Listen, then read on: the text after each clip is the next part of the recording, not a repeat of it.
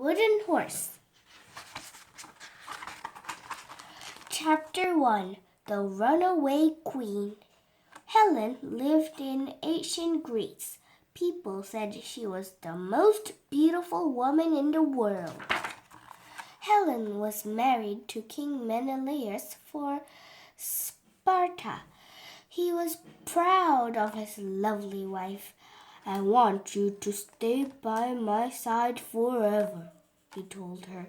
One day, a young prince named Paris came to the palace. He was from the city of Troy, across the ancient sea.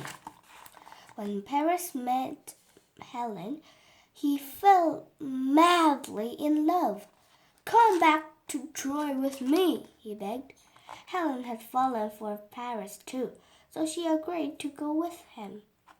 Menelaus was furious when he found out what had happened. "Paris will pay for this.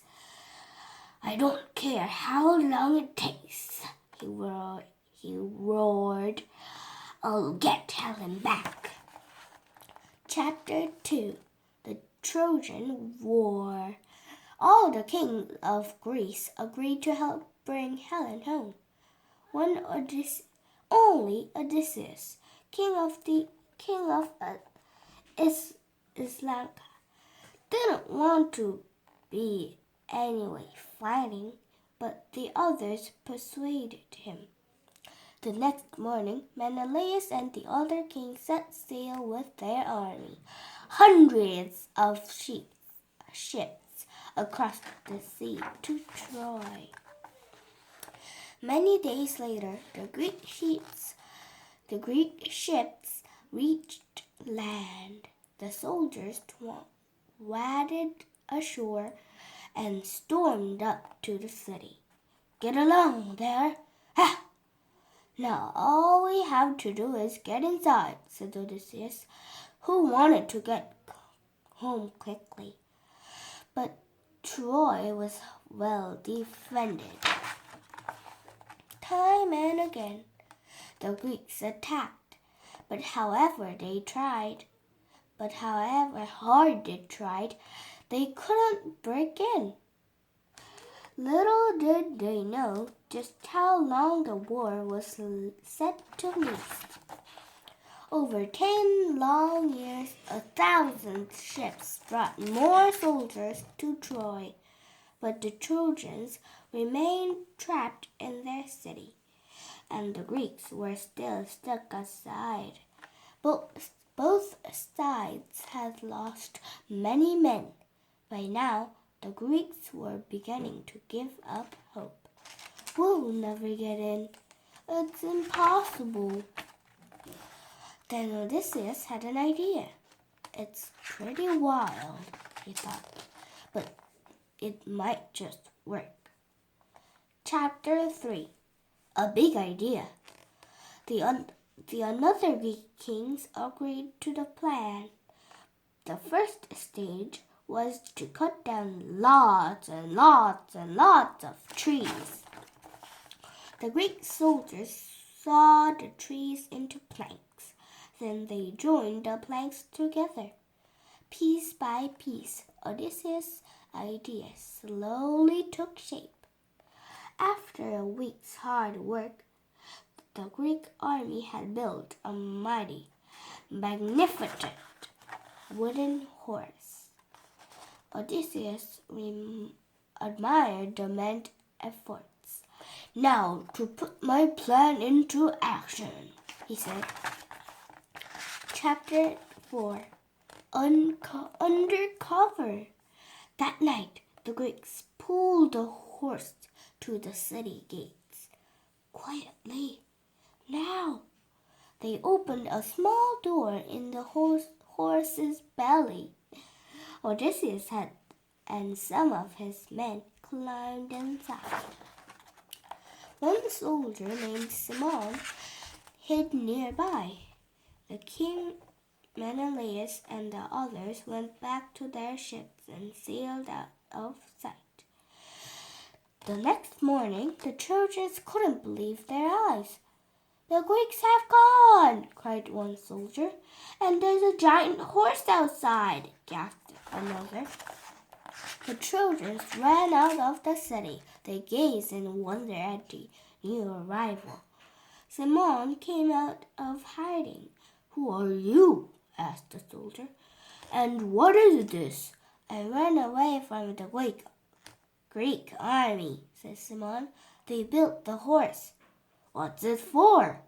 It's a gift to the goddess Athene, said Simon, to bring them luck on the trip home. Maybe it will bring us luck too, said the Trojan soldier. Bring it inside. The Trojans hauled the horse into the city. The first part of the Odysseus plan was working. Chapter 5. The Army Awakes.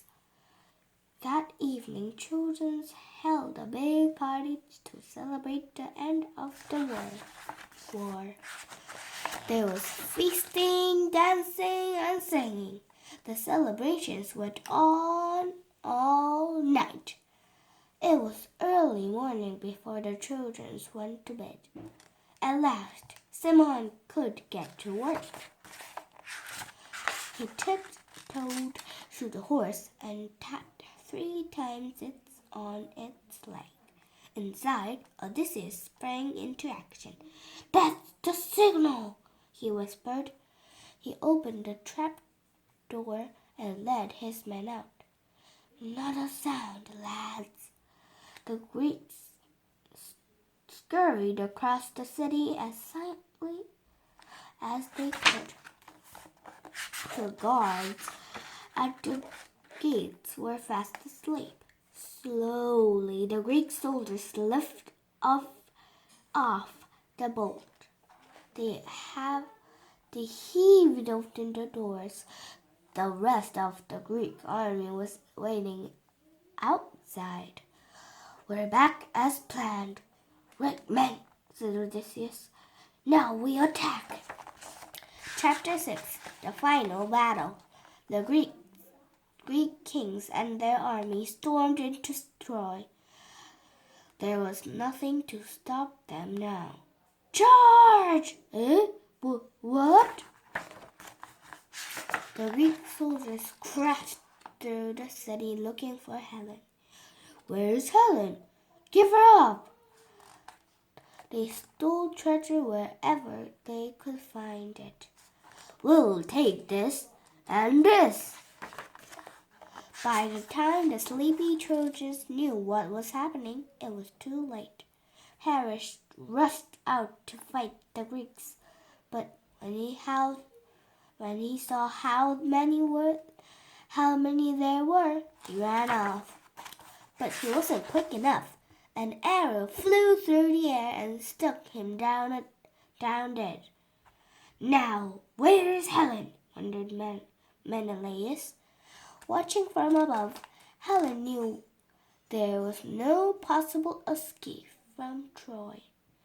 Perhaps the king will throw me in prison, she thought, or nervously, or worse. Chapter 7. Return to Greece. It wasn't long before Helen was captured and brought before her husband. Menelaus had been angry with his wife for 10 years, but when he saw her beautiful face, his anger vanished in a second. At last, sighed Menelaus, our mission is over. The Greeks took Helen and the children chartered back to their ships and headed for home. Helen may not have wanted to go back to Greece, but she had no choice. Menelaus was finally back with his queen, whose beauty launched 1,000 ships. Bye.